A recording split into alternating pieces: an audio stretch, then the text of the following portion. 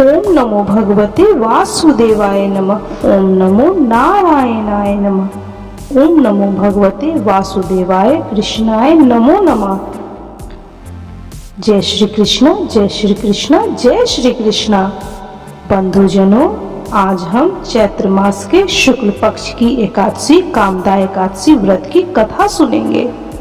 तो बोलिए जय श्री कृष्ण, जय श्री कृष्ण, जय श्री कृष्ण। युधिष्ठिर ने पूछा कि हे वासुदेव, आपको नमस्कार है। कृपया आप यह बताइए कि चैत्र शुक्ल पक्ष में किस नाम की एकादशी होती है।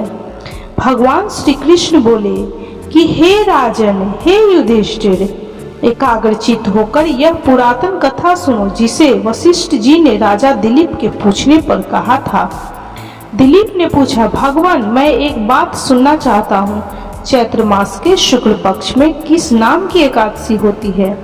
वशिष्ठ जी बोले, राजन, चैत्र शुक्ल पक्ष में कामदा नाम की एकादशी होती है। वह परम पुण्यमयी है।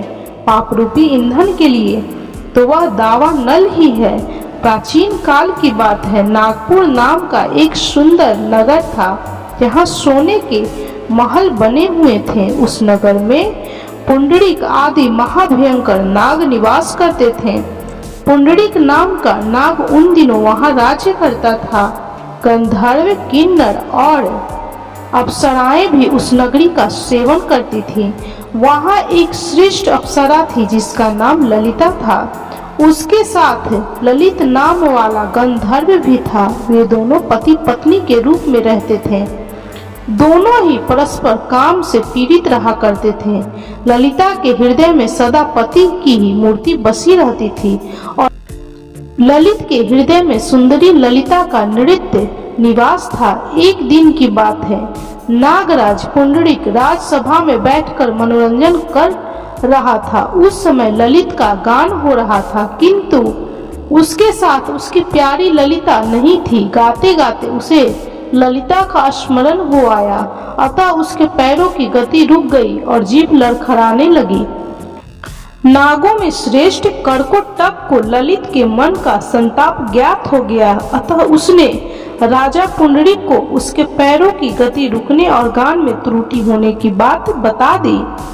कर्कोटक की बात सुनकर नागराज पुंडरीक की आंखें क्रोध से लाल हो गई। उसने गाते हुए कामातुर ललित को श्राप दिया, दुर्बुद्धे, तू मेरे सामने गान करते समय भी पत्नी के वशीभूत हो गया, इसलिए राक्षस हो जा।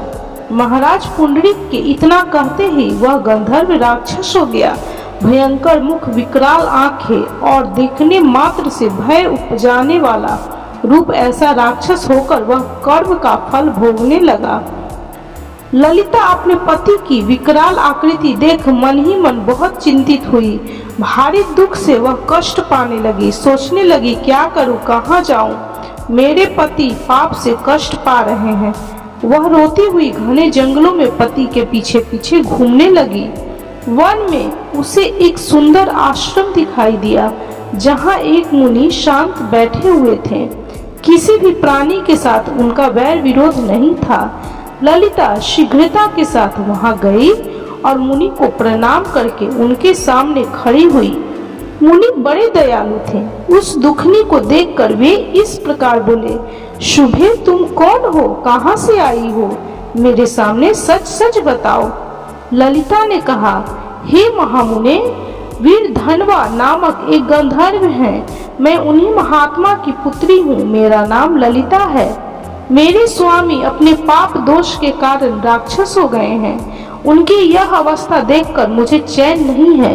हे ब्राह्मण, हे ऋषि मुनि, इस समय मेरा जो कर्तव्य हो वह बताइए। विप्रवर, जिस पुण्य के द्वारा मेरे पति राक्षस भाव से छुटकारा पा जाए उसका उपदेश कीजिए। ऋषि मुनि बोले, हे भद्रे, इस समय चैत्र मास के शुक्ल पक्ष की कामदा नामक एकादशी तिथि है, जो सब पापों को हरने वाली और उत्तम है। तुम उसी का विधि पूर्वक व्रत करो और इस व्रत का जो पुण्य हो उसे अपने स्वामी को दे डालो। पुण्य देने पर क्षण भर में ही उसके शाप का दोष दूर हो जाएगा। राजन, मुनि का यह वचन सुनकर ललिता को बड़ा हर्ष हुआ उसने एकादशी को उपवास करके द्वादशी के दिन ही उन ब्रह्मा ऋषि के समीप ही भगवान वासुदेव के शिव विग्रह के समक्ष अपने पति के उद्धार के लिए यह वचन कहा, मैंने जो यह कामदा एकादशी का उपवास व्रत किया है उसके पुण्य के प्रभाव से मेरे पति का राक्षस भाव दूर हो जाए। वशिष्ठ जी कहते हैं, ललिता के इतना कहते ही उसी क्षण ललित का पाप दूर हो गया। उसने दिव्य देह धारण कर लिया, राक्षस भाव चला गया और पुनः गंधर्वत्व की प्राप्ति हुई। नृपश्रेष्ठ वे दोनों पति पत्नी कामदा के प्रभाव से पहले की अपेक्षा भी अधिक सुंदर रूप धारण करके विमान पर आरूढ़ होकर अत्यंत शोभा पाने लगे। यह जानकर इस एकादशी के व्रत का यत्न पूर्वक पालन करना चाहिए। मैंने लोगों के हित के लिए तुम्हारे सामने इस व्रत का वर्णन किया है। कामदा एकादशी ब्रह्मा हत्या आदि पापों तथा पिशाचत्व आदि दोषों का नाश करने वाली है। राजन, इसके पढ़ने और सुनने से वाजपेयी यज्ञ का फल मिलता है। मनुष्य अपने सुखों का चिंतन करे यह बुरा नहीं है, किंतु समय असमय ऐसा चिंतन मनुष्य को उसके कर्तव्यों से विमुख कर देता है, जिससे उसे घोर कष्ट भोगने पड़ सकते हैं। गंधर्व ललित ने भी राक्षस होकर घृणित कार्य किए और कष्ट भोगे, किंतु भगवान विष्णु की कृपाओं का कोई अंत नहीं है। वह मनुष्य को उसका मनचाहा फल देते हैं, किंतु जब मनुष्य स्वयं कर्म करे और उसका फल किसी दूसरे को अर्पण करे तो उसका वह कर्म तप से भी अधिक प्रभावशाली होता है और पुण्य दान करने वाला देव तुल्य हो जाता है। तो बोलिए ओम नमो भगवते वासुदेवाय नमः, ओम नमो नारायणाय नमः। जय श्री कृष्णा, जय श्री कृष्णा, जय श्री कृष्णा।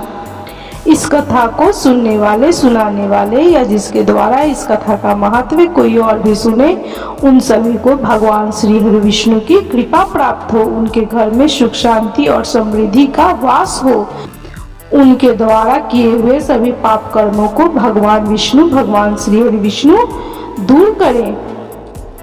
यदि वीडियो अच्छी लगी हो तो कृपया लाइक कीजिए, शेयर कीजिए और चैनल को सब्सक्राइब करना बिल्कुल भी ना भूलें।